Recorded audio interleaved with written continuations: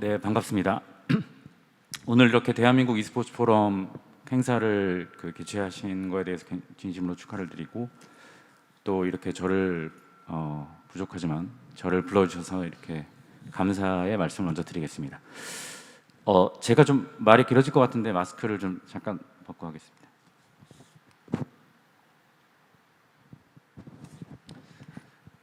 아까 아나운서님이 소개를 해주셨는데요. 저희 소개를 조금 드리면, 아시는 분은 아시겠지만 리그 오브 레전드라는 게임을 가지고 e스포츠를 하고 있습니다. 저희 리그 오브 레전드 e스포츠에 대해 말씀드리면 명실상부하게 제가 이렇게 말씀드리긴 좀 그렇습니다만, 실제로 전 세계에서 가장 시청률이 높고 인기가 많은 현재 전 세계 최고의 e스포츠 리그라고 할 수 있고요. 그 중에서 저희 같은 경우는 전 세계 각 지역별로 리그가 존재합니다. 그 중에서 한국에서도 한국 국내 리그가 존재하는데, 리그 오브 레전드 챔피언스 코리아라는 이름, 즉 LCK라는 이름으로 리그를 운영하고 있습니다. 각 지역의 리그들이 각 지역에서 리그를 개최를 하고 1년에 한 번씩 각 지역의 최강자들이 모여서 전 세계 최고를 겨루는 e스포츠 축제, 월드 챔피언십, 우리 한국 팬분들이 롤드컵이라는 이름으로 애칭을 붙여주신 대회를 개최하고 있고, 매년 개최되는 월드 챔피언십에서는 전 세계 1억 명 이상이 시청을 하고 있습니다. 네, 저는 국내 리그인 이제 LCK에서 사무총장을 맡고 있는 이정훈이라고 합니다. 오늘 이제 대한민국 e스포츠의 어제, 오늘, 그리고 내일이라는 주제로 좀 말씀을 드리려고 하는데요. 사실은 오늘에 대한 얘기가 가장 많을 겁니다. 그리고 내일에 대한 거는, 사실 e스포츠 같은 경우는 워낙 급변하는 산업이고 시장이기 때문에 내일을 섣불리 예측하는 거는 좀 힘듭니다. 근데 현재의 시점에서 미래의 e스포츠의 발전 모습은 어떤지에 대해서 그냥 간략히 한번 전망을 해보도록 하겠습니다. 네, 한번 제가 넘기겠습니다.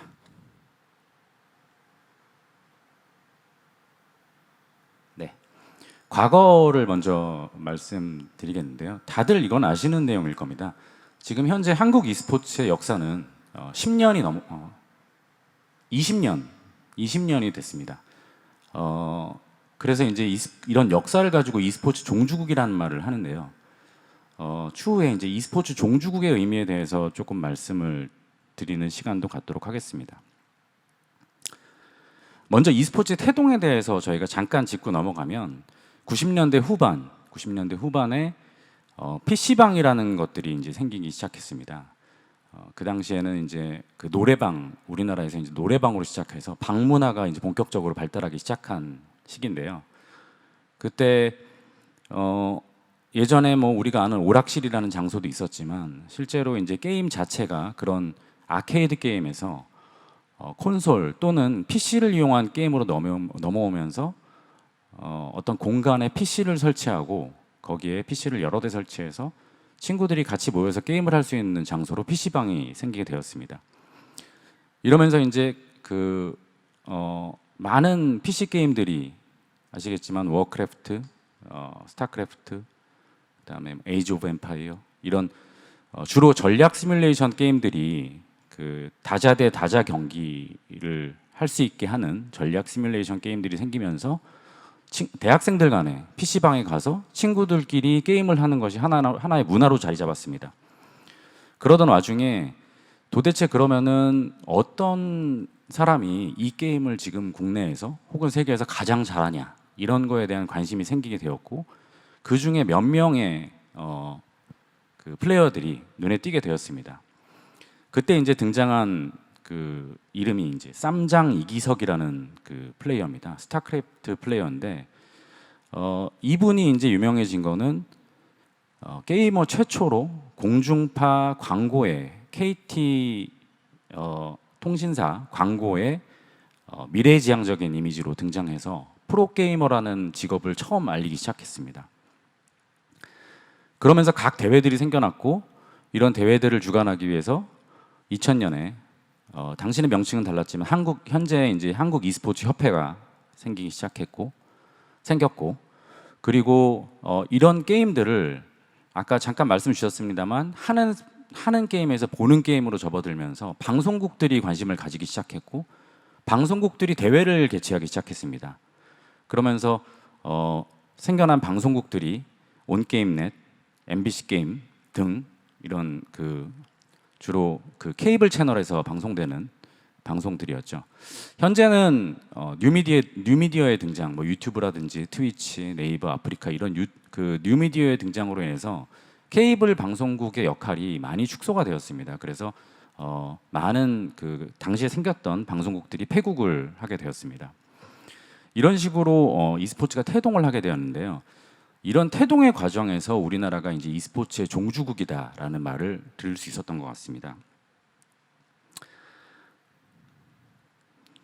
그래서 이 왼쪽 사진 보시면 너무나도 유명한, 전 세계적으로 너무나 유명한 사진입니다. 당시에 스타크래프트 결승전에서 광안리에서 10만 인파가 모여서 결승전을 치렀는데 이 광경을 보고 전 세계의 많은 사람들이 놀랐습니다. 한국은 이런 곳이구나. e스포츠라는 게 있구나. 그리고 오른쪽에 보이시는 이제 스타크래프트 3인방 임요한, 이윤열, 홍진호라는 걸출한 스타 플레이어들이 등장하면서 스타크래프트 e스포츠의 절정을 맞게 됩니다. 아까 제가 종주국 말씀을 잠깐 드린다고 했는데 사실 축구의 종주국은 영국입니다. 그리고 야구의 종주국은 미국입니다. 이렇게 말을 하는 거는 일단 그 종목 자체의 생성 자체가 그 나라에서 시작되었다는 걸로 종주국인데요. 우리나라는 약간 의미가 다른 것 같습니다. 왜 그러냐 하면 스타크래프트라는 종목은 사실 스타크래프트라는 e스포츠 종목은 스타크래프트라는 게임에서 비롯되었고 스타크래프트라는 게임은 블리자드라는 미국의 게임사가 개발한 게임입니다. 그래서 사실은 종목이 개발된 거를 기준으로 삼는다면 미국이 되겠죠. 예, 게임 자체가 미국 거니까.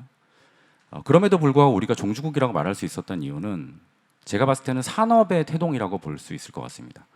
아까 여러 가지 협회도 있었고 방송국도 있었고 또 선수도 있었고 그다음에 선수로 인해서 팀이 생겨났기 때문에 이런 e스포츠와 관련된 어떤 그 산업을 이루는 여러 이해관계자들이 생긴 것 자체가 우리나라가 처음이기 때문에 종주국이란 말이 생겼다고 생각을 하고, 다만 이런 산업의 규모가 과연 지금도 우리나라가 전 세계 최고냐라는 것은 조금 의문의 여지가 있습니다. 물론 산업의 태동은 한국에서 시작했습니다만 산업의 규모 자체가 이제는 다른 나라들도 e스포츠를 굉장히 많은 투자들이 몰리고 있고 규모도 한국의 e스포츠를 위협할 정도의 규모에 이르고 있습니다.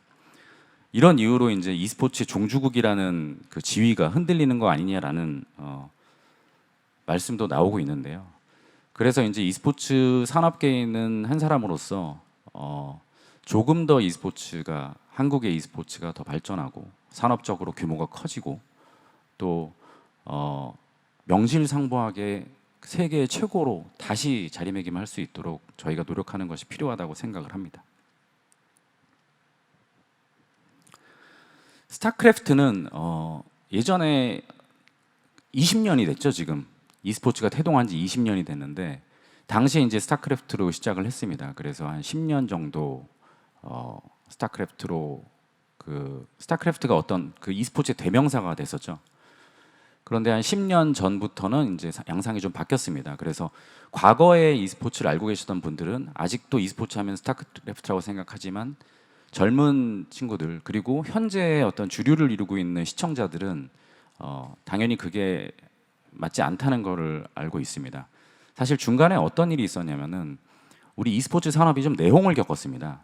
그래서 처음에 생성 자체가 PC방에서 시작을 했고 그리고 방송국에서 대회를 만들고 그 다음에 선수를 뽑는 팀들이 생기고 어떤 팀의 이익단체인 한국 e스포츠 협회가 생기고 이렇게 됐는데 이런 어떤 산업의 이해관계자에서 중요한 한 축이 빠져 있었습니다. 그건 바로 게임의 지적재산권 IP를 가지고 있는 블리자드 사가 한국에서 e스포츠 대회를 하는 것에 무관심했다는 겁니다. 그게 어떻게 보면 한국에서 e스포츠가 태동할 수 있었던 좋은 기회였던 것 같습니다. 반대로 얘기하면. 다만 최근의 e스포츠에는 IP 홀더들, 즉 게임사들이 절대로 e스포츠 대회를 하는 것을 그냥 방관하지 않습니다. 지적재산권의 개념으로 접근을 하기 때문에 산업에서 그런 IP 홀더들의 역할을 무시하고는 e스포츠를 논하기가 힘듭니다. 지금 이 e스포츠, 그 스타크래프트 e스포츠의 황혼기에 대해서 말씀을 드리려고 하는데요. 이 과정에서 뭐 제가 좀 너무 이렇게 날것으로 말씀드릴 수 있겠지만 뒤늦게 한국에서 e스포츠가 굉장히 붐이 일고 e스포츠 산업이 발전하면서 이런 IP 홀더인 블리자드가 뒤늦게 관심을 갖기 시작했습니다. 들여다 보니 우리 게임을 가지고 굉장히 사람이 많이 모인 데서 우리의 승인 없이 상업적인 대회를 하고 있네라는 그 깨달음을 갖게 된 거고요. 이거는 사실은 잘못된 거고, 이거는 지금 현재 문화 콘텐츠 산업에서는 너무나 당연한 얘기로 받아들여집니다. 예를 들면 특정 가수의 노래를 굉장히 사람이 많이 모인 곳에서 그냥 공연하게 그 대가 없이 틀고 이런 거는 굉장히 큰 그 위법이 되거든요. 그래서 이제 그거에 대해서 이제 제동을 걸기 시작했던 거죠, 게임사에서. 그런데 그 제동을 걸기 시작한 게 어떤 거냐면 대회를 승인을 안 하겠다라고 이제 한 겁니다. 이제 우리의 승인을 받은 파트너와 하는 대회만 승인하겠다라고 하니 기존에 있던 방송국, 팀, 뭐 협회 다 반발할 수밖에 없습니다. 기존에 만들어 놓은 어떤 산업적 뿌리를 그냥 아무것도 안 하던 그 IP 홀더가 와서 이제 송두리째 이제 속된 말로 먹는다 이런 거에 대해서 반발을 하고, 여기에 대해서 내용이 생기면서 한국 e스포츠판 전체에 어떤 헤게모니 다툼이 생겼습니다. 죄송합니다. 오타가 나가지고 하게모니라고 되는데요. 예. 사실은 헤게모니 다툼이 생겼습니다. 그래서 그런 헤게모니 다툼이 어떤 자존심 싸움으로 번지고 실제로 블리자드가 온게임넷에서의 대회를 금지시키고 온게임넷의 어떤 그 라이벌사인 곰TV에 1원의 대회 승인권을 넘긴다든지 하는 어떤 상징적인 그 본보기를 보여준 거죠. 그런 내용들을 겪으면서 팬들이 조금씩 외면하기 시작합니다. 그러면서 공교롭게 비슷한 시기에 승부 조작 사건이 터졌습니다. 스포츠에서 승부 조작은 그냥 그 스포츠의 멸망을 뜻합니다. 굉장히 조심해야 될 부분인데 승부 조작 사건이 크게 터졌고 이게 검찰, 법원까지 가면서 관계자들이 모두 다 소환되는 그런 내용을 겪었고, 그 시기에 이제 블리자드는 스타크래프트 2라는 게임을 내놨는데 이게 어떤 밸런스나 여러 가지 측면에서 한국에서 굉장히 인기를 끌었던 스타크래프트 1에 미치지 못하는 결과를 낳았고, 또 공교롭게 저희 회사의 게임인 리그 오브 레전드가 2011년에 혜성처럼 등장하기 시작합니다. 이런 여러 가지 상황으로 인해서 과거에 스타크래프트로 대표되던 e스포츠는 황혼기에 접어들었고, 이렇게 되면 그 산업에 몰렸던 스폰서들이 다 외면하기 시작합니다. 팀을 만들었던 대기업들, 스폰서들, 이런 부정적인 이슈에 휘말리기 싫기 때문에 이 판을 떠나게 되고, 판을 떠나서 투자가 빠지면 이걸 운영될 수 있는 동력이 없기 때문에 그냥 이 스포츠 리그는 사양길로 접어들 수밖에 없습니다. 제가 다소 이제 그 실제 회사명과 실제 게임명을 말씀드려서 죄송하게 생각하는데 그냥 어떤 e스포츠의 역사를 이해하기 위한 흐름을 설명하는 과정에서 나왔다고 봐주시면은 감사할 것 같습니다. 현재로 넘어오겠습니다. 너무 제 주관적일지 모르지만 지금 현재의 e스포츠는 저희 LOL e스포츠 위주로 말씀을 드리겠습니다. 아까도 말씀드렸다시피 전 세계 1억 명 이상이 시청하는 리그 오브 레전드 월드 챔피언십의 광경입니다. 실제로 한국에서도 2014년과 2018년 두 차례에 걸쳐서 월드 챔피언십이 개최가 됐습니다. 2014년에는 서울 상암 월드컵 경기장에서 4만 관중이 운집한 가운데 성대하게 치러졌고, 2018년에는 인천 문학경기장에서 2만 5천 명의 관중이 운집한 가운데 치러졌습니다. 그리고 그 와중에 빼놓을 수 없는 것이 리그 오브 레전드는 몰라도 이 사람은 안다 하는 페이커라는 걸출한 스타의 등장입니다. 저희가 이제 선수의 연봉을 공개하지 않기 때문에 공식적인 연봉은 모르겠습니다만 저희조차 어떤 미디어를 통해서 알고 있는 그의 연봉은 올 한 해 1년 연봉이 70억 정도 되는 것으로 알고 있습니다. 국내 4대 프로리그 스포츠 선수를 모두 합쳤을 때 가장 많은 금액이고요. 그만큼 상징적인 의미가 있는 선수입니다. 전 세계에서도 페이커를 모르는 게이머가 없을 정도고요. 예전에 한번 조사한 바에 의하면 가장 그 해외에서 유명한 그 한국 사람 4인에 뽑혔습니다. 뭐 손흥민, 뭐 BTS, 또 한 명 기억이 안 납니다만 아무튼 페이커, 이상형 선수 이렇게 돼 있고 이런 스타 선수들이 어떤 리그 오브 레전드의 인기를 또 견인하는 역할을 했다고 볼 수 있습니다. 여담입니다만 예전에 그 중국에서 한번 대회를 했을 때 제가 이 페이커 선수를 모시고 한번 그 의전을 한 적이 있었는데요. 이제 식당을 가는데 10m를 걸어갈 수가 없습니다.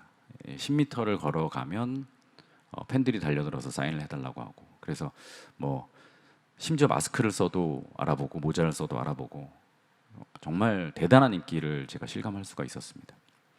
그리고 더 대단한 거는 이 선수가 굉장히 오랫동안 선수 생활을 했다는 겁니다. 보통 e스포츠 선수는 수명이 평균 한 5년 정도로 보고 있습니다. 근데 이 선수는 지금 현재 나이가 이제 내년 2022년이면 27살이 됩니다.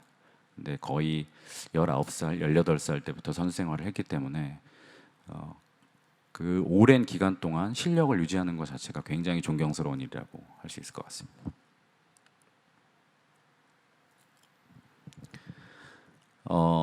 팬데믹 상황을 빼놓을 수가 없는데요. 아까 또 그 네빈분께서 말씀해 주셨는데 전 세계 모든 스포츠 리그가 다 중단되고 다 이제 제대로 진행되지 못하는 상황에서 e스포츠만 개념 필수적으로 제대로 진행될 수가 있었습니다. 온라인으로 가능하기 때문에. 그렇죠.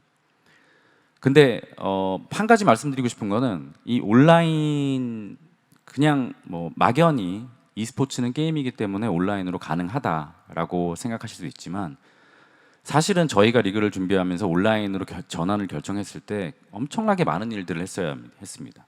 실제로 저희가 사실 정규 리그는 그 종로에 위치한 롤파크라는 저희 전용 경기장에서 원래 합니다만 이거를 선수들 연습실에서 하는 걸로 온라인으로 중계를 한다고 했을 때 롤파크에 있는 방송 제작 인력은 그대로 출근을 해야 됩니다.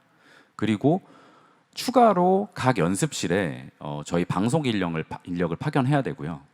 그리고 심판도 원래 롤파크에서 한 명이 보면 되는 거를 각 연습실에 다 파견해야 되고 컴퓨터를 점검하는 인원까지 다 파견을 해야 됩니다. 그래서 이건 쉬운 일은 아니었지만 어쨌든 저희는 2020년, 2021년 2년 동안 온라인 대회를 성공적으로 진행할 수가 있었습니다. e스포츠 같은 경우에는 사실 다른 전통 스포츠 같은 경우는 팬데믹으로 인해서 엄청나게 많은 그 좋지 않은 영향을 많이 받았습니다. 산업적으로. 그래서 당연히 이제 관중 수입도 줄어들고 여러 가지 그 스폰서들도 빠져나가고 했기 때문에 굉장히 어려운 시간을 겪어왔는데 사실 현재까지 어떤 글로벌로 봤을 때 e스포츠의 매출의 그 성과는 크게 그 팬데믹이 없었다면 냈었을 예측 수치와 크게 다르지 않습니다. 오히려 이제 내년 내후년이 되면 이런 온라인 인프라 그 팬데믹을 통해 그 어떤 단련된 온라인 인프라를 통해서 오히려 더 매출이 성장할 것이라고 저희는 기대를 하고 있습니다. 제가 너무 LOL e스포츠만 말씀드렸지만 지금 LOL e스포츠 외에도 오버워치 블리자드에서 개발한 오버워치라는 게임으로 하고 있는 오버워치 리그 그리고 한국 그 펍지에서 개발한 배틀그라운드라는 게임이 어떤 메이저 e스포츠로서 또 같이 저희와 함께 선의의 경쟁을 하고 있습니다. 뭐 여담으로 한 가지 말씀을 드리면, 아까 제가 이제 종주국이라는 말씀을 드렸는데, 지금 여기 있는 게임들이 펍지는 물론 한국에서 개발한 겁니다만, 사실 여태까지 e스포츠에 적합한 게임으로 개발된 것들이 외산 게임들이 굉장히 많습니다. 그런데 이렇게 보면 어떻게 보면 어떤 게임 산업을 국가의 지능 산업으로 선정을 하고 어떤 그 지능하기 위한 많은 노력을 하는 것과, 그다음 외산 게임을 통한 e스포츠를 지능하는 거는 좀 뭔가 모순됐다라는 느낌이 들 수도 있습니다. 하지만 이제는 게임과 e스포츠는 개념적으로 점점 멀어지고 있습니다. 이 관계는 농구공의 제작, 농구공 공장이냐, 농구 리그냐의 차이 정도로 멀어지고 있습니다. 그래서 사실은 이 두 가지를 모두 다 달성할 수 있다고 보는 거거든요. 국내에서 국산 게임 산업을 지능하는 것과 외산 게임이지만 외산 게임을 통한 국내 e스포츠를 지능하는 것이 둘 다 동시에 가능합니다. 저는 뭐 과연 감히 그렇게 말씀드리고 싶고요. 그리고 조금 더 나아가서 게임과 e스포츠를 구별을 해야 되는 이유는 일단 주간 부서가 약간 다를 수 있습니다. 지금 e스포츠는 이미 굉장히 고도화된 스포츠이기 때문에 문화체육관광부, 체육 쪽에 점점 더 속하고 있습니다. 그리고 아시안 게임에도 채택이 됐고, 이제 머지않은 미래에 이제 올림픽 종식 종목이 될 날도 머지 않았습니다. 그리고 이제 뭐 대한체육회에 가입, 이런, 그래서 체육 쪽으로 가고 있는 추세고요. 실제로 저희 LCK에서 일을 하고 있는 직원들도 체육을 전공한 직원들이 굉장히 많습니다. 스포츠 마케팅을 전공한 직원들이 많고, 오히려 게임 개발, 그다음에 게임에 대한 어떤 그 마케팅 앤 퍼블리싱을 전공하는 분들보다 이쪽 스포츠 마케팅을 전공한 분들이 더 많아지고 있습니다. 그래서 그런 말씀을 좀 여담으로 드리고 싶고요.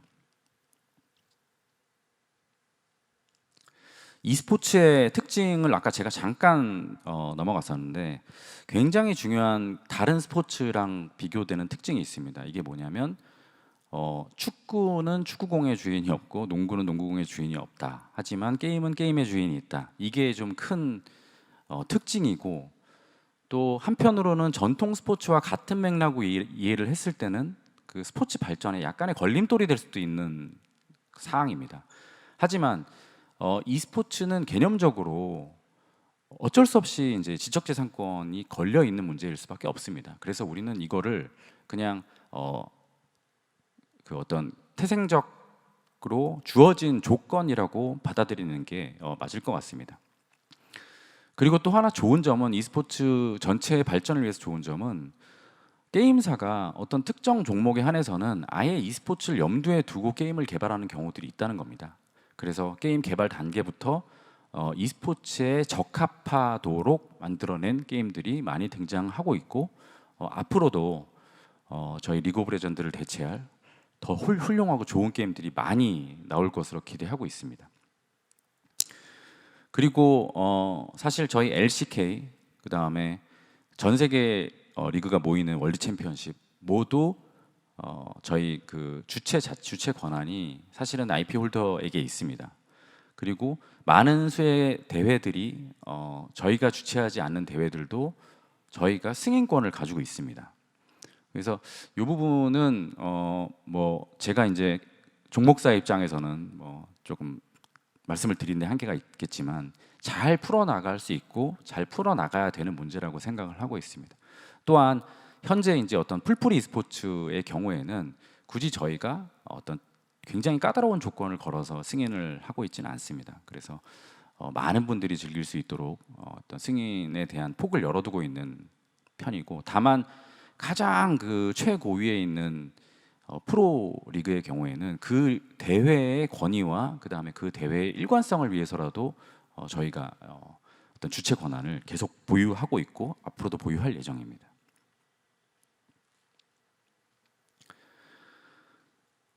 그러면은 이제 현재를 조금 말씀드렸는데요. 과거의 e스포츠와 현재 e스포츠는 크게 다른 게 어떤 것인가? 뭐 다 말씀드린 내용입니다. 과거에는 종목사의 관여가 크게 없었다. 하지만 이제는 뭐 종목사의 관여가 있다. 그리고 예전에는 광안리 10만 대첩이지만 광안리 10만 대첩을 본 뭐 예전에 그걸 뉴스로 들었겠지만 실제로 광안리 10만 대첩을 시청한 외국인들은 많지 않습니다.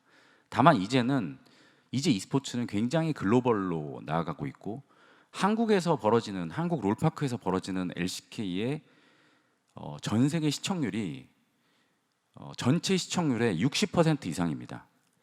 그러니까 국내 시청률보다 해외 시청률이 훨씬 높습니다. LCK 같은 경우는. 이 얘기는 e스포츠 산업 그리고 우리가 어떤 그 국내에서의 e스포츠가 충분히 해외에서 어떤 컨텐츠 가치를 가지고 있다는 걸 증명할 수가 있고, 이것만으로 우리가 지금 뭐 BTS가 지금 LA 공연을 합니다만 뭐 BTS에 못지않은 어떤 그런 산업적 효과를 가져올 수 있다고 저는 믿고 있습니다. 그래서 e스포츠를 생각할 때도 국내에 한정되는 것이 아니라 항상 저희는 글로벌 향으로 생각을 할 필요가 있습니다. 이거는 지금 BTS를 보고 있는 가수, 그다음에 뭐 그런 그룹들의 기획사들도 마찬가지일 겁니다. 처음에 기획 단계부터 글로벌 진출을 염두에 두고 있습니다. 다만 이건 뭐 10년, 20년 전에는 생각지도 못했던 일이지만 지금은 너무 당연한 일이 되었고요. 그래서 그런 글로벌 향으로의 사고가 필요하다라는 점이 과거와 현재의 차이라고 볼 수 있을 것 같습니다.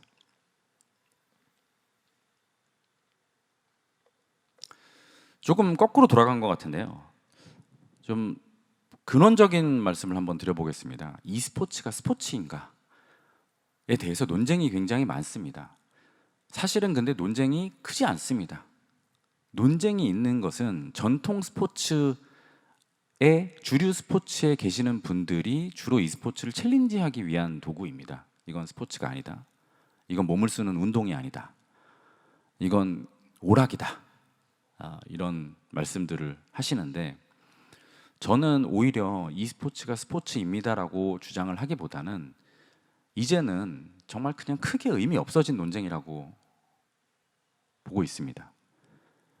그 이유는 뭐 바둑이 스포츠냐, 당구가 스포츠냐, 뭐 이런 논쟁도 있지만 사실은 현대 사회에서 스포츠인가 아닌가는 크게 중요하지 않고, 다만 이게 컨텐츠로서의 가치가 있는 산업인가가 중요한 문제입니다. 그래서 실제로 아시안 게임에 e스포츠가 정식 종목이 됐을 때는 이거는 어떤 신체 활동을 하는 스포츠다라는 걸 인정을 해서 정식 종목이 된 것은 아닙니다. 다만 이 e스포츠 자체의 산업적 가치, 그 다음에 아시안 게임의 흥행을 위한 필수 요소, 이런 것들이 고려가 됐기 때문에 아시안 게임의 정식 종목이 된 것이죠. 물론 스포츠적인 요소를 배제할 수는 없습니다. 인간의 활동이고 고도의 두뇌 활동이고 이게 어떤 신체의 활동을 떠나서는 일어날 수 없는 활동이기 때문에 뭐 당연히 스포츠성을 가지고 있습니다만, 이제는 이런 논쟁은 좀 소모적인 논쟁이 아닐까, 있는 현상을 받아들이고 더욱 발전시키는 게 더 큰 과제가 아닐까라고 생각을 하고 있습니다. 아시안 게임 말씀드렸는데 2018년에는 시범 종목이었습니다. e스포츠가. 저도 이제 자카르타 현지에 가서 LOL 종목 같은 경우에는 중국에 석패를 해서 이제 은메달을 획득을 해서 굉장히 눈물의 쫑파티를 했던 기억이 나는데요. 이제 내년 항저우 아시안 게임에서는 정식 종목이 됩니다. 정식 종목 8개의 종목이 생겼는데요. 당연히 이제 가장 관심이 높은 건 리그 오브 레전드 종목이고, 저희는 반드시 금메달을 따올 것이라고 이제 와신 상담을 하고 있습니다. 8개의 정식 종목과 2개의 시범 종목으로 선정이 됐고요. 이제 3월 달이 되면은 국가대표가 선정이 됩니다. 그리고 4월이면은 지역 예선을 하게 됩니다. 사실은 뭐 아시안 게임 하면은 우리나라 국민이라면 잘 아시겠지만, 아시안 게임에서는 금메달을 획득하게 되면은 정식 종목에서 금메달을 획득하게 되면은 병역을 면제받게 됩니다. 이것도 굉장히 큰 관심사고요. 그 종목의 면면을 보면 참 이 어떤 세계 스포츠계도 어떤 힘의 논리가 어느 정도 작용이 되는구나라는 것을 좀 볼 수 있을 것 같습니다. 그래서 주로 이제 어떤 산업적으로 영향이 큰 게임들, 뭐 당연히 유저 수가 많고 플레이를 하는 그 사람들이 많은 게임, 인기 게임이 종목이 됐겠지만 사실 여기 왕자영요라는 게임이 있는데 한국에서는 서비스하고 있지 않은 중국 그 모바일 게임입니다.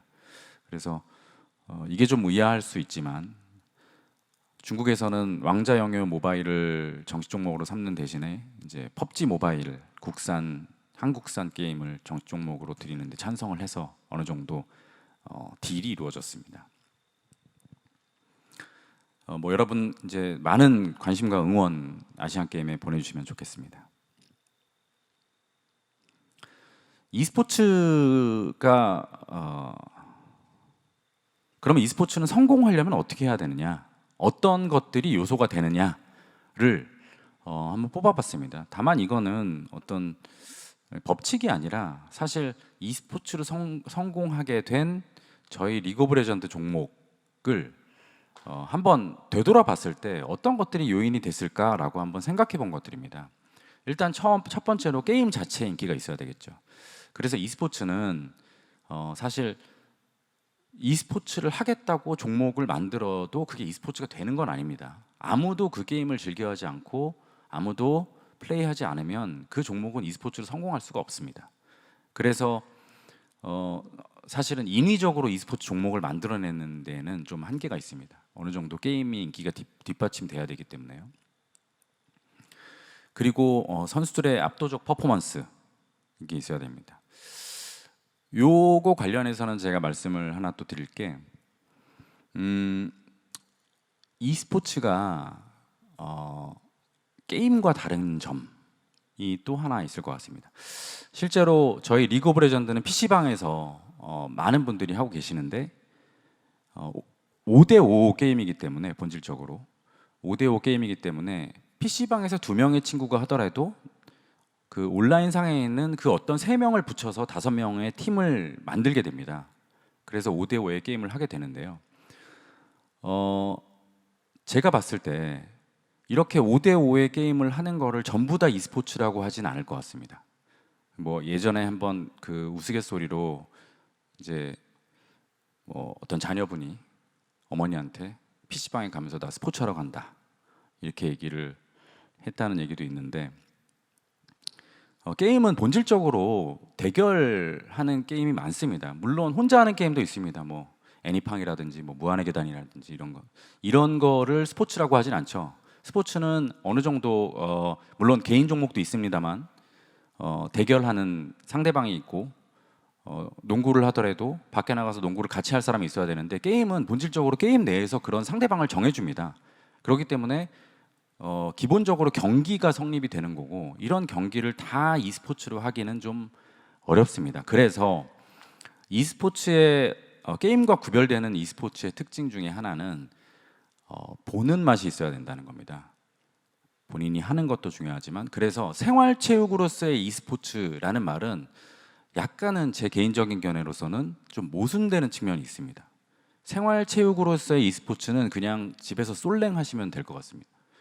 그래서 어느 정도 이상 내가 하는 거 말고 보는 게 중요한 게임, 예를 들면 아마추어라도 정말 고등 최강전, 뭐 아니면 뭐 중등 최강전, 대학 최강전 이렇게 해서 누가 보더라도 아, 저 사람은 고등학교 선수 중에 가장 잘하는 선수구나, 플레이가 대단하다 이렇게 보는 맛이 있어야 e스포츠로서 성공할 수 있고 또 e스포츠라고 말을 할 수 있다고 생각합니다. 그래서 e스포츠 성공 공식 두 번째, 선수들의 압도적 퍼포먼스. 나와 비슷한 정도의 게임을 하는 거 가지고는 즐겨보지 않게 됩니다. 정말 와, 어떻게 저런 플레이가 있을 수 있지? 지금 말도 안 된다. 이런 장면이 나올 때 팬들은 환호합니다. 그리고 스타와 스토리, 아까 제가 페이커 말씀드렸다시피 혹시 이 사진 아실는지 모르겠지만 지금 이 사진은 그 가운데 있는 엎드려 있는 그 선수가 페이커 선수입니다. 2017년도에 누구나 우승을 응원했던 월드 챔피언십 결승에서 삼성이라는 팀에 불의의 일격을 당해서 결승을 놓친 후에 정말 그 냉정하던 그 페이커 선수가 저렇게 눈물을 보이는 장면, 이 장면이 굉장한 그 어떤 드라마를 만들어냈고 해외에서도 e스포츠의 극적인 장면을 연출할 때 항상 이 장면을 쓰곤 합니다. 그리고 이벤트 퀄리티, 이거는 그 어떤 컨텐츠로서의 e스포츠의 또 다른 볼거리라고 생각하는 거죠. 여러분 NFL 결승, 슈퍼볼의 중간 하프타임에 어떤 가수가 나와서 공연하는지 매년 화제가 되고 있습니다. 저희 월드 챔피언십도 마찬가지입니다. 실제로 행사에 드리는 어떤 그 투자하는 예산에 못지않게 저 공연 자체에 굉장히 그 어떤 큰 투자를 하고 있습니다. 그래서 e스포츠뿐만 아니라 종합 엔터테인먼트로서의 컨텐츠의 가치를 만들어내고 팬들에게 그걸 어필을 하는 거죠. 이런 것도 하나의 e스포츠의 성공 공식이 아닐까라고 생각을 하고 있습니다. 이건 좀 정성적인 내용이고요. 좀 산업적인 내용, 물론 이것도 뭐 정량적이진 않습니다만 산업적인 흐름이 어떻게 해 잘 돌아가야 e스포츠가 발전하는가, 요거를 좀 말씀드리려고 하는데요. 여기 있는 사람이 지금 현재 e스포츠 산업에 종사하거나 산업의 이해관계자들입니다. 물론 이제 그 가운데 있는 검은 음영에 있는 부분이 가장 이제 본격적으로 e스포츠에 어떤 그 종사하고 있는 산업 인력들이고요. 퍼블리셔라고 말씀드리는 거는 뭐 제가 말씀드린 종목사고요. 그다음에 운영은 저희 LCK 사무국과 같은 그 리그 운영의 주체를 말합니다. 그리고 팀이나 선수, 그리고 롤파크에서 저희 그 LCK를 제작하는 제작, 이게 다 그 돈이 오고 가게 돼 있습니다. 이런 어떤 자금의 흐름이 원활하게 이루어져야 되고요. 그리고 이렇게 해서 리그를 만들어내게 되면 이쪽에 이제 스폰서십과 투자자가 들어오게 되죠. 투자자나 스폰서십은 리그 전체를 스폰할 수도 있고 팀을 스폰서십을 할 수도 있습니다. 그래서 플랫폼에 제공을 하죠. 플랫폼은 뭐 트위치라든지 네이버 아프리카 이런 플랫폼들 있겠죠. 플랫폼에 제공을 하고 이것들이 팬들에게 전달이 됩니다. 그러는 과정에서 이 플랫폼들은 중계권료를 리그에 지불을 하게 되고 팬들은 그 플랫폼을 보는 대가를 냅니다. 뭐 무료 플랫폼이라고 하더라도 광고를 본다는 행위 자체로 대가를 지불하겠죠.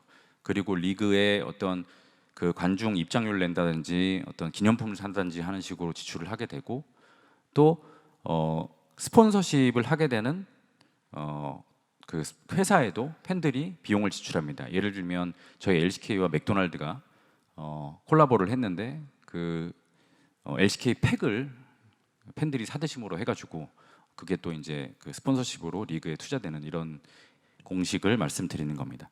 여기서 이제 이 노란색이 어떤 자금의 흐름인데 이 노란색의 자금의 흐름 중 어느 하나라도 끊어지면 이 산업적으로 굉장히 힘들어지는 그 모양이 됩니다.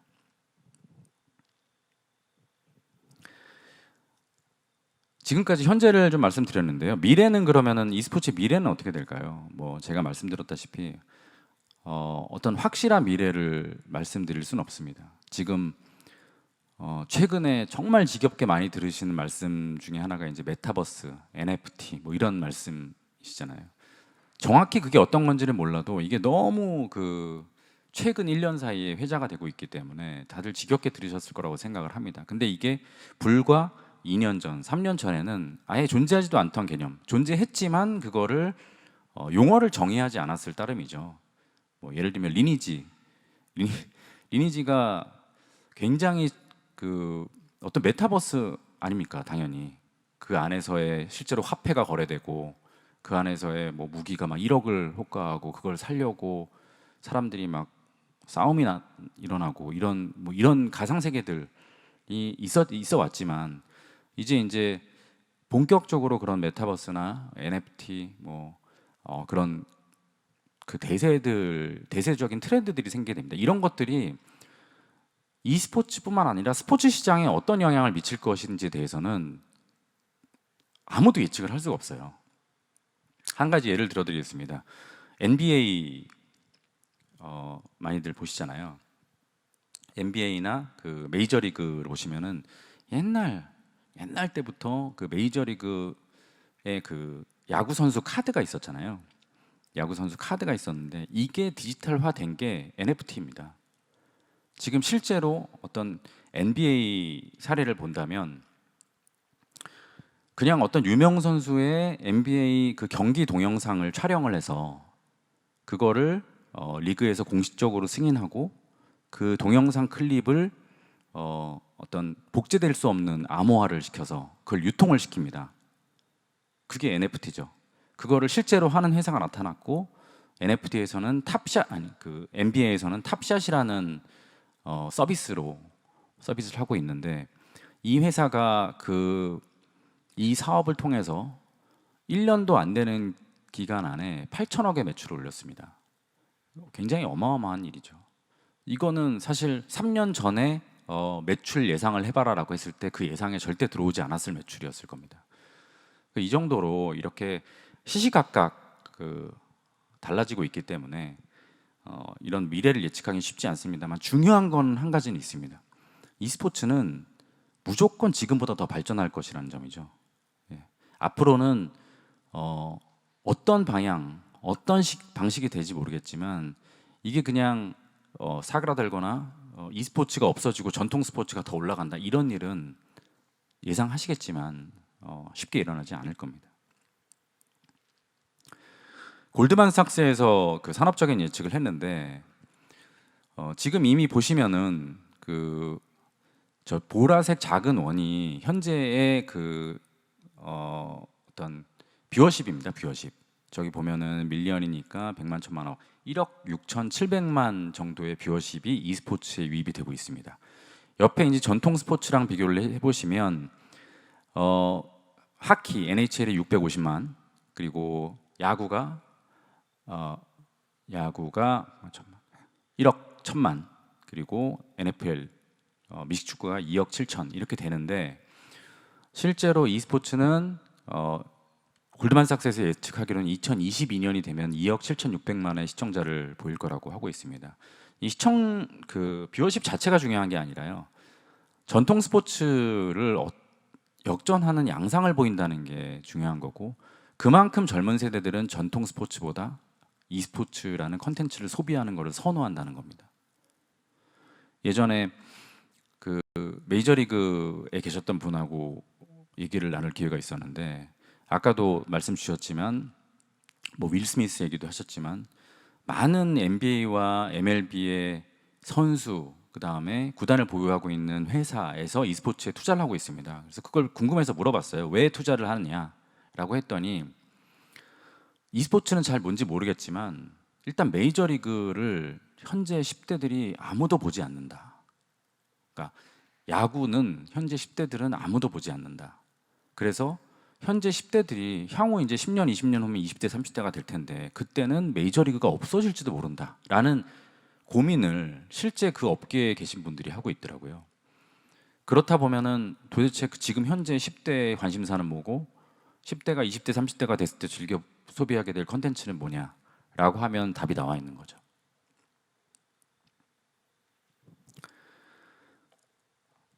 메타버스 NFT 못지않게 이건 좀 전 얘기입니다만 AI 그다음 빅데이터 이런 어떤 트렌드가 있었죠. e스포츠에도 이게 적용이 됩니다. e스포츠는 앞으로 훨씬 더 고도화될 겁니다.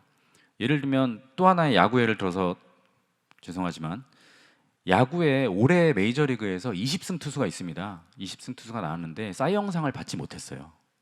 미국의 메이저리그의 최고 투수상이라고 할 수 있는 사이 영상을 받지 못했습니다.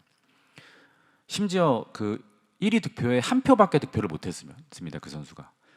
그런데 그 이유가 뭐냐면 이제 투수의 승수는 더 이상 그 투수의 실적을 성과를 나타내주는 훌륭한 지표가 못 된다라는 반증이라고 합니다. 그만큼 어떤 스포츠에서도 이 선수의 실력 그리고 게임의 양상 등을 예측하고 분석하는 데이터가 예전보다 훨씬 더 고도화되고 복잡해졌다는 얘기입니다. e스포츠에서도 마찬가지입니다. 지금 저희 LOL e스포츠 같은 경우는 일단 선수한테 보이는 어떤 게임이 끝나고 나서 보이는 성적이 KDA라고 해서 죽인 횟수, 죽은 횟수, 도와준 횟수 이렇게 간단한 숫자가 있습니다만 이걸로는 그 선수가 얼마나 이 게임에서 잘하느냐를 판단하기는 힘들어요. 왜냐하면 포지션의 차이도 있고 하니까. 그래서 이 선수가 게임에서 어떤 큰 역할을 했는지를 더욱더 분석해서 그 선수를 훌륭한 선수냐 아니냐, 이 선수의 연봉의 가치는 얼마냐, 이런 것까지 산정을 할 수 있게 되고 있고, 이거는 먼 미래의 얘기가 아닙니다. 뭐 지금도 저희 그 리그 사무국에서 계속 그 어떤 다듬어 나가는 과정이고, 앞으로는 이런 것들이 굉장히 가속화될 거라고 생각을 하고 있습니다.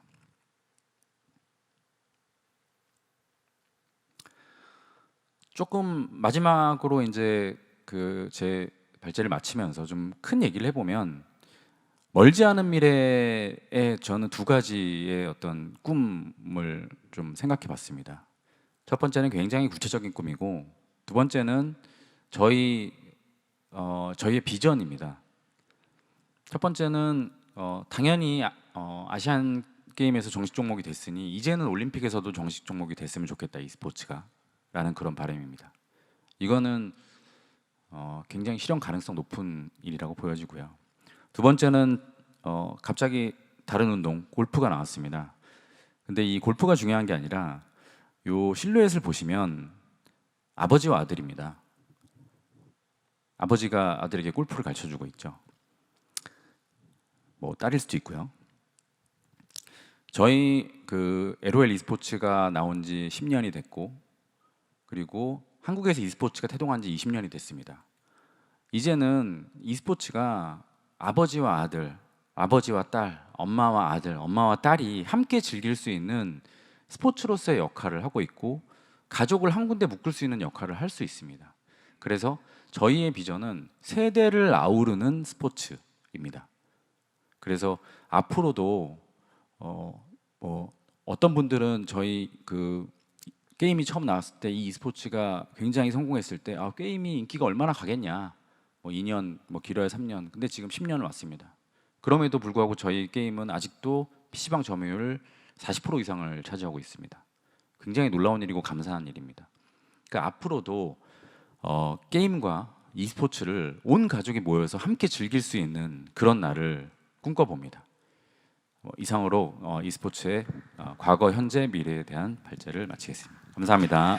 네, 고맙습니다. 이장훈 사무총장님. 정말 긴 시간 동안에 e스포츠의 과거, 현재, 미래에 대해서 말씀을 해주셨는데요. 그 과정을 사실 저 개인적으로는 직접 보고 듣고 그 현장에 있었고 많은 것들을 느낀 사람으로서 맞다, 이래 왔다 라는 걸 느끼면서 새삼스럽게 더 이렇게 귀 쫑긋하고 들었던 것 같아요. 자, 여기에서 마무리하면 너무 아쉬울 것 같아요. 그래서 우리 이정훈 사무총장님 자리로 모시고 조금 더 디테일한 내용들, 그리고 여러분들께서 궁금해하셨던 부분들도 제가 대신 좀 질문을 하는 이런 시간을 좀 가져보려고 합니다. 사무총장 자리로 모시겠습니다. 네, 거기 앉아주시면 좋겠습니다. 저도 무대 쪽으로 자리를 좀 옮기도록 하겠습니다. 긴 시간 계속 서 계시느라 괜찮으셨어요? 힘들지 않으십니까? 예, 괜찮았습니다. 네네. 얼마 전에 그 월드 챔피언십 저도 정말 인상 깊게 봤었습니다. 네, 끝내고 막 이래서 굉장히 힘들고 바쁘셨을 것 같은데 여전히 바쁘십니까? 어떠십니까? 좀 괜찮으십니까? 네, 저희는 1년 단위로 항상 거의 같은 일이 돌아가고 있어가지고요. 지금이 굉장히 바쁠 때입니다. 예를 말씀 주셨지만 월드 챔피언십 이제 서머 결승부터 해서 저희 LCK 서머 결승 끝나고 이제 월드 챔피언십, 롤드컵 선발전, 그 다음에 실제로 가서 이제 선수들을 또 케어해야 되고, 또 그 다음이 이제 좀 가장 힘든데, LCK 팬분들은 아실 텐데 스토브리그 기간이라고 해서 이제 각 팀들이 내년에 그 팀에서 활약할 선수들을 계약하는 시기인데요. 이 시기가 리그 사무국 입장에서는 굉장히 바쁩니다. 왜냐하면은 그 선수와 팀 간의 계약서도 검토를 해야 되고, 또 어떤 이슈가 있으면은 이에 대해서 또 저희가 나서서 중재를 해야 되고 이런 부분들이 있어서 바쁘게 보내고 있습니다. 네. 또 근데 우리 사무총장님께서 바쁘셔야 그래야 또 모든 선수들도 그렇고 게임 관계자분들도 다 같이 조금 그래서 참 마음이 아파요. 계속 바쁘시라고 말씀드릴 수도 없고 오늘 이렇게 소중한 자리에 또 힘들게 저희가 모셨으니까 다양한 여러 가지 질문들을 좀 드려보려고 합니다. 전 세계가 가장 열광하는 대회를 이끌어가는 분이시기 때문에 얼마나 많은 여러분들의 궁금증이 있으시겠어요. 그래서 제가 대신 개인적인 질문을 좀 몇 가지 드려보고 싶습니다. 어떻게 하다가 e스포츠 쪽에 관심을 두고 e스포츠와 함께 일을 하고 계시는지 개인적인 질문을 좀 드려도 괜찮을까요? 어떨까요? 네. 뭐 저뿐만 아니라 저희 LCK에서 일하는 사람 분들이 굉장히 다양한 분야에서 활동하시다가 이제 e스포츠 쪽으로 오신 분들이 계시고요. 저는 개인적으로 이제 올해가 그 라이엇 게임즈에 입사한 지 이제 10년 차가 됐습니다. 그래서 그 리그 오브 레전드의 게임의 어떤 그 어떤 성공 가도에 같이 이제 함께해서 굉장히 영광스러운 상황이고요. 실제로 뭐 개인적으로는 원래는 제가 그 입사하기 전에 경영 컨설팅 쪽에 있었고요. 입사할 때는 어떤 라이엇 게임즈의 그 창사 초기에 그렇죠. 굉장히 많은 문제들을 산적한 문제들을 해결하기 위한 이제 프로젝트 매니저로 시작을 했고요.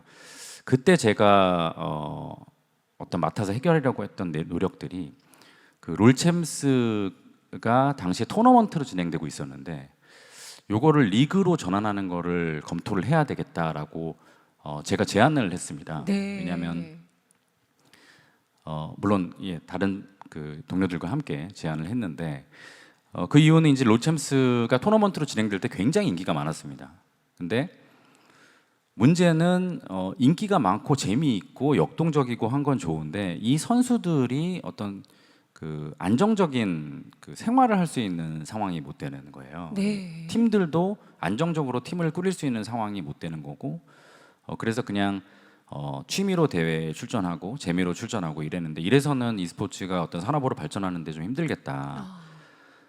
영속적으로 어떤 일정한 기간 동안에 팀과 선수가 활동을 해야 그 팀에 대한 스폰서십도 들어오고 또 이 팀을 운영할 수 있는 그리고 이 선수들도 어떤 안정적으로 그 뭐 생활비라고 그럴까요, 연봉이라고 그럴까요, 이런 것들이 보장이 되기 때문에 어느 정도 우리가 자신이 생긴 다음에는 이걸 리그제로 전환을 해야 되겠다라고 했는데 지금 와서 보면은 되게 당연한 얘기인데 그 당시는 반대가 굉장히 많았습니다. 네. 잘 되고 있던 롤챔스를 왜 굳이 리그로 바꾸려고 하냐? 리그로 되면 경기가 루즈해지고 재미 없어진다. 뭐 이런 얘기도 있었고. 그래서 그런 프로젝트를 맡아서 하면서 e스포츠 쪽에 이제 제가 관심을 갖게 됐고 결국에 이제 프랜차이즈를 뭐 아시는 분들 계시겠지만 LCK가 작년에 이제 프랜차이즈제로 이제 전환을 했습니다. 네. 이제 그 과정에 제가 이제 역할을 맡아서 하면서 e스포츠 LCK 사무총장까지 맡게 됐습니다. 와, 그러니까 더 큰 그림을 보신 거네요. 그렇죠. 현재는 LCK가 진짜 앞서서도 시작하면서도 말씀해 주셨습니다만 대한민국을 넘어서 세계 최고의 리그 그런 리그를 이끄는 분이기 때문에 뭐랄까요, 짜릿함, 보람 이런 것들도 굉장히 많이 느끼실 거라는 생각이 들거든요. 언제 좀 구체적으로 이럴 때 나는 좀 그런 보람을 느낀다. 언제일까요? 사실 좋게 말씀을 해주셔서 이제 LCK를 만들어 나가는 쪽이라고 하시지만 그 어느 스포츠 종목도 리그가 칭찬을 받고 리그의 팬덤이 있는 경우는 리그 사무국의 팬덤이 있는 경우는 없습니다. 네. 공공의 적이죠. 그렇죠. 그래서 저희는 뭐 사실 이제 어떤 팀들의 그 당연히 팀들은 팬들이 있어야 운영이 되는 주체고 그래서 그런 팬들이 이제 팀들을 응원하고 이러는 거에 대해서 좀 격려를 해드리고 또 저희는 그냥 리그가 어떤 깔끔하게 진행되도록 최대한 노력을 하는 존재라서 사실은 그냥 LCK에 대해서 많이 팬분들이 봐주시고 즐거워해주시고 또 이렇게 뭐 그 하나하나의 승부에 관심을 가져 주실 때 그때가 제일 보람을 느끼는 것 같고요. 다만 제가 이제 뒤돌아서 생각을 해보니까 작년 올해는 온라인으로 진행됐고 심지어 이제 올해 결승전도 그 관중 없이 진행이 됐기 때문에 관중이 들어오셔서 그 현장을 꽉 채워주실 때 그 저희 관계자 입장에서는 정말 뭉클하더라고요. 맞아요. 네. 그래서 물론 e스포츠가 온라인이 가능하고 온라인도 좋지만 하루빨리 좀 많은 여러분들을 현장에서 관객으로 이렇게 뭐 뛰어앉기 이런 거 없이 꽉 네. 채워주시고 열기를 같이 느끼고 함성을 느끼고 하는 날이 빨리 왔으면 좋겠습니다. 맞아요. 예, 그거는 사실 사무총장님뿐만 아니라 현장에서 일하는 캐스터 입장에서도 확실히 그런 것들을 느끼게 되거든요. 그렇군요. 총장님이 생각하시기에 팬들에게 사랑받는 e스포츠가 되기 위해서는 이런 부분이 중요하다. 앞서서도 뭐 여러 가지를 말씀해 주셨습니다만 본인만이 생각하는 어떤 특별한 e스포츠가 사랑받기 위해서는 정말 이래야 한다라는 뭔가의 철학을 좀 갖고 계시는지 말씀해 주실 수 있을까요?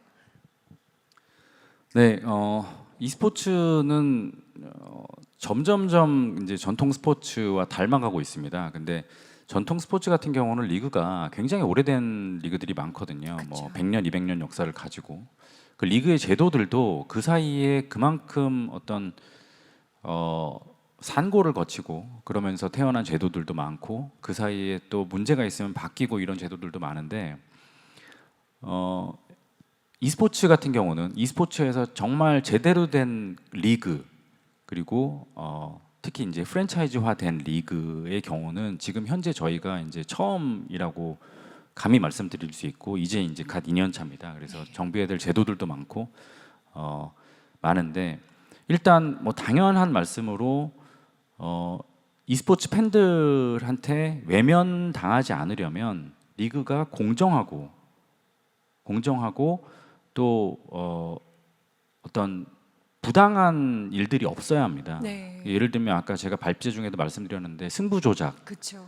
해서 어떤 그 경기의 저희가 인테그리티라고 하는데 그런 그 경기의 신뢰도가 떨어지면 그냥 이거는 무조건 그 어떤 팬들로부터 외면을 받는다고 생각을 하고 있습니다. 네. 그래서 공정하고 깨끗한 경기 그리고 이제 멋있는 스포츠맨십 그리고 어떤 그 투자가 외부에서 계속 들어옴으로 해서 이 스포츠 산업 전체에서 e스포츠가 어떤 그 주류로 인정받게 되는 이런 상황이 오게 되면 훨씬 더 팬분 그 이 LCK를 사랑하시는 팬분들도 훨씬 내가 LCK를 보고 있다, 나는 LCK 팬이다라고 뿌듯하게 느끼실 수 있을 것 같습니다. 네, 또 그런 역할을 제일 앞에서 진두지휘하면서 해주고 계시니까 아유 더 감사합니다. 우리 팬 여러분들께서 질문을 주셨거든요. 이정훈 사무총장님께 꼭 드리고 싶은 말씀이래요. 프로게이머가 되고 싶어요 님께서 주신 질문이에요. 전 게임이 좋아서 프로게이머가 되고 싶은데 엄마가 안 된대요. 엄마에게 게임은 스포츠다라고 아무리 얘기를 해도 엄마가 쓸데없는 소리래요. 게임이 왜 스포츠라고 할 수 있는지 대신 말씀 좀 해주세요. 이렇게 얘기를 하셨어요. 네, 뭐 게임이 스포츠다라는 거는 아까도 제가 잠깐 말씀드렸지만 조금 약간 어폐 아니면은 약간 뉘앙스의 차이가 있는 것 같습니다. 그래서 뭐 솔랭을 돌린다고 다 스포츠를 하는 건 아니고 다만 그 페이커 선수가 예전에 그런 말을 했었던 것 같아요. 팬분들이랑 얘기를 할 때 저도 뭐 형처럼 될 수 있나요? 이렇게 질문을 했을 때 그리고 또 저는 그 많은 LCK 선수들하고 만나서 이런 얘기를 해보면 좀 이렇게 희망적이고 긍정적인 얘기를 해주진 않아요. 선수 네. 본인들도 네. 이거는 굉장히 자기가 봐도 좀 재능이 있어야 되는 거고 모두 다 프로게임을 한다고 열심히 게임을 해서 되는 문제는 아니고 라고 해서 좀 굉장히 쉬운 일은 아닙니다. 그렇지만 그런 꿈을 포기하진 않으셨으면 좋겠고 되게 단순하게 해결할 수 있는 방법이 있습니다. 최근에 이제 저희 그 리그 오브 레전드를 가르치는 아카데미들이 많이 생겨났어요. 그렇죠. 그는 부모님하고 같이 아카데미에 가서 테스트를 한번 받아보시는 겁니다. 네. 네. 그러면 본인이 재능이 있다 없다 그거를 좀 빨리 깨달아주고 재능이 있다면은 또 선수의 길로 나설 수도 있는 거고요. 네. 네. 그러니까 어머님을 설득시키기보다는 본인이 일단 본인의 실력이 어느 정도인지를 체크하는 게 사실 먼저인 것 같아요. 예. 그리고 나서 내가 거의 페이커를 능가하겠어. 그런 평가를 받는다면 그때 이제 어머님을 설득하시는 게 순서가 아닐까 하는 생각이 듭니다. 그 e스포츠가 스포츠냐 아니냐를 가지고들 많이 말씀하시는데 앞서서 발표 중에는 사실 그렇게 e스포츠가 스포츠라고 불리우는 것이 사실 의미가 있느냐라고도 짚어주셨었거든요.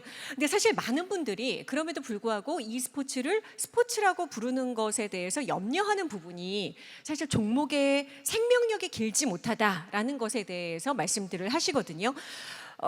종목사의 중요성도 앞서서 말씀을 해주셨습니다만 게임사에서 손을 갑자기 떼어버린다거나 종목사에서 서비스를 접는다거나 뭐 이런 일들이 벌어지게 되면 그런 부분들이 사실 문제가 안 되진 않거든요. 어떻게 생각하시는지 좀 말씀 부탁드릴게요.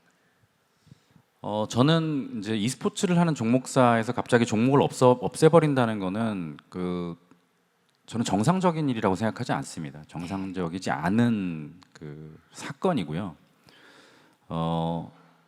그 전제는 그 스포츠가 어떤 그만의 팬을 그 e스포츠 팬들을 확보하고 있고 또 그런 생태계가 형성이 돼 있다라는 전제하에 그 말씀을 드리는 겁니다. 그래서 다른 이해관계자들이 많이 존재하고 팬들도 역시 존재하는데 단순히 그냥 종목사의 이해관계로 종목을 폐지해 버리는 거는 정말 좋지 않은 일이고 무책임한 일이고 되게 그 어떤 e스포츠로서 비난받아야 될 일이라고 생각을 하고요.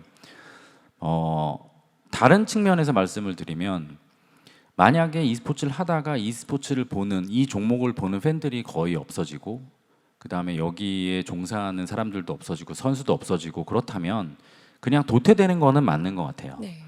왜냐하면 e스포츠 종목이 꼭 한 종목 가지고 저희가 리그 오브 레전드라는 게임을 가지고 e스포츠를 하고 있지만 이 종목으로 뭐 오래 가면 좋겠죠. 오래 가면 좋은데 그거는 이제 저희의 이해관계인 것 같고 이 종목이 없어진다고 하더라도 분명히 이 종목이 없어질 때는 다른 종목 훨씬 더 인기 있는 게임이 있기 때문에 아마 없어질 일이 더 일반적일 거라고 보거든요. 네. 그러면은 그 종목에 어떤 팬들이 자연스럽게 가게 됨으로써 e스포츠의 인기는 영원히 이어질 거라고 저는 생각을 하고 있습니다. 그래서 그건 별로 나쁜 일이라고 생각하지는 않고요. 네. 그러니까 한 종목이 다른 스포츠처럼 예를 들어 야구가 뭐 100년 넘는 역사를 가지고 이런 게 의미가 있다. 꼭 그렇게 e스포츠의 한 종목이 그렇게 오래 가야 된다가 아니라 종목이 바뀐다고 하더라도 e스포츠의 명맥은 계속해서 이어지기 때문에 의미가 있다. 네, 이렇게 이해를 하면 맞습니다. 되겠네요. 예. 네네네. 사실 e스포츠가 여러모로 계속 발전하고 있음을 지표로도 보여주셨거든요. 근데 국내 게임 팬 여러분들 입장에서는 이런 말씀들을 하시더라고요. 오히려 최근 들어서 e스포츠를 즐길 수 있는 종목들은 조금씩 더 축소가 되고 있는 느낌이에요. 라고 얘기를 하시는 분들도 있거든요. 거기에 대해서는 좀 어떻게 말씀해 주실 수 있을까요? 최근에는 분명히 그 팬데믹의 영향이 없지 않을 거라고 생각을 하고 있습니다. 사실은 극소수의 종목을 제외하고는 실제로 이 e스포츠 자체로서 그 매출을 제너레이션하는 e스포츠가 거의 없어요. 예를 들면 저희는 사실은 저희 목표가 어떤 그 게임사의 도움 없이 게임의 마케팅 수단이 아니라 e스포츠 자체로 매출 올리고 e스포츠 자체로 생존 가능한 산업을 꿈꾸고 있습니다. 네. 그래서 저희 그 LOL e스포츠 같은 경우는 거의 그 근처에 왔어요. 그래서 물론 아직도 뭐 저희가 뭐 e스포츠로 막대한 수익을 올리고 있는 건 아니지만 그래도 매출이 어떤 저희 투자의 많은 부분을 이렇게 보완을 해주고 있는 상황인데 다른 스포츠 같은 다른 종목의 e스포츠 같은 경우는 그런 경우가 거의 없습니다. 그래서 어떤 게임사의 매출이 e스포츠의 투자로 이어지는 경우가 굉장히 일반적인 경우예요. 이 얘기는 e스포츠 자체가 어떤 그 레비뉴 센터가 아니라 그냥 코스트 센터, 그냥 비용만 들어가는 사업이라고 볼 수가 있어요. 그 게임 그 종목사의 입장에서는. 네. 그런 상황에는 지금 이제 팬데믹 상황과 같은 이런 특수한 상황이 왔을 때는 비용을 아무래도 긴축적으로 운영하는 게 일반적이겠죠. 그렇죠. 그래서 대회들도 10개 하려던 거 2개만 하고 이렇게 해서 점점 축소되고 또 원래 시도를 하려던 종목들도 섣불리 이런 상황에서는 e스포츠를 시도 안 하게 되고 이런 것들이 있으니까 여러분들이 보시기에 어떤 다양성의 측면에서는 예전보다 좀 못한 거 아닌가라는 생각이 좀 드실 수도 있을 것 같습니다. 맞아요. 네. 네. 그럼 결국 이제 좀 상황이 좋아지고 그러면 다시 또 우리가 또 더 많은 종목들을 볼 수 있지 않을까 희망을 가져봅니다. 근데 사실 이 팬데믹 시대에 e스포츠를 보시는 많은 팬 여러분들 입장에서도 더 많은 것들을 원하실 텐데 그게 참 그쵸, 많은 관계자 여러분들도 그것 때문에 많이들 고민을 하실 것 같아요. 실제로 그런 부분들, 특히 온라인으로 진행되는 부분들, 이런 부분들에 대해서도 굉장히 많은 고민을 하고 계실 텐데 현재 온라인으로만 진행이 되는 이 현재의 이 상황들을 그렇다고 해서 언젠간 좋아지겠지라고만 생각하고 계속 갈 수는 없는 거잖아요. 어떻게 좀 하고 계시는지 좀 말씀해 주세요. 네, 뭐 기본적으로 저희는 이제 정부 방역 지책을 잘 따르고 있고요. 그러다 보니까 뭐 저희가 처음에는 유관중이었다가 띄어앉기 하다가 무관중으로 바뀌고 무관중에서 온라인으로 네, 바뀌고 네. 이런 거를 계속 반복을 하고 또 확진자가 늘어났을 경우에는 다시 또 이제 온라인으로 가고 무관중으로 왔다 온라인으로 가고 이런 결정을 계속 반복하게 되는데요. 사실은 저희도 리그를 운영하는 입장에서 굉장히 좀 속이 상하고 좀 기운이 빠지는 일입니다. 네. 그래서 저희가 처음에 예전에 그 관중을 조금 받았을 때 정말 제가 현장에 가봤는데 너무 기분이 좋더라고요. 그래서 관중분들을 이렇게 오랜만에 뵙는 게 이렇게 좋은 일이구나라고 생각을 했는데 글쎄요, 제가 거기 팬데믹 상황의 대처에 대한 장기적인 대처에 대한 방안은 사실은 좀 떠오르진 않습니다. 근데 상황에 맞춰서 하게 될 거고 다만 좀 저희가 한번 경험한 만큼 이 오프라인 행사가 얼마나 소중한지를 저희가 깨달았기 때문에 네. 최대한 이제 여러분들이 원하시면은 이제 오프라인으로 일단 어떤 방역 시책에서 어긋나지 않는 한 그렇게 하려고 저희 그 정책을 정할 예정입니다. 네. 그렇죠. 더 이상 또 계속해서 팬 여러분들은 목마르거든요. 현장에 가서 막 소리 지르고 환호하고 그러고 싶은 욕구들이 있기 때문에 사실 목마른데 이게 언제 좀 화끈하게 풀릴지는 저희가 좀 기다려 보도록 하겠습니다. 자, 이제 시간 관계상 마지막으로 좀 말씀을 여쭤봐야 될 것 같아요. 앞서서 마지막으로 e스포츠는 무조건 더 발전할 거다 이렇게 자신 있게 말씀을 해주셨단 말이죠. 많은 대한민국의 e스포츠 뭐 선수 아니면 감독, 저는 방송인이 되고 싶어요 등등 정말 e스포츠 관련해서 꿈을 키우는 많은 분들이 계시거든요. 그분들께 우리 사무총장님 조언을 좀 해주신다면요. 네, 그 최근에 그런 질문 굉장히 많이 받고 또 e스포츠 산업에 관심을 가지시는 분들이 굉장히 많은 것으로 알고 있습니다. 저희 그냥 뭐 이런 어떤 큰 얘기를 하기보다는 이제 저희 회사 같은 경우에 어떤 분들이 계시는지 이제 말씀을 좀 드리겠습니다. 그래서 저희 LCK 같은 경우는 그 리그를 운영하는 조직이 있고요. 이 리그를 운영하는 조직에는 리그의 규정을 담당하고 그 다음에 계약서를 검토하고 규정을 정하고 제도를 정비하고 그다음에 심판진을 운영하고 그다음에 어떤 현장에서의 경기 운영을 지휘하고 이런 일을 하시는 분들이고요. 사실 대학에서 뭐 이런 걸 전공하신 분들은 없을 겁니다. 그래서 어떤 저희가 뭐 경력을 가지신 분들을 뽑더라도 이런 특정한 경력을 전에 하셨던 분들을 뽑는다 이런 것보다도 이런 분들이 이 자리, 이 위치에 있을 때 어떤 업무 역량을 발휘하실 것인지가 더 중요한 것 같아요. 그래서 일례로 저희가 면접을 볼 때 많은 분들이 이런 얘기를 하세요.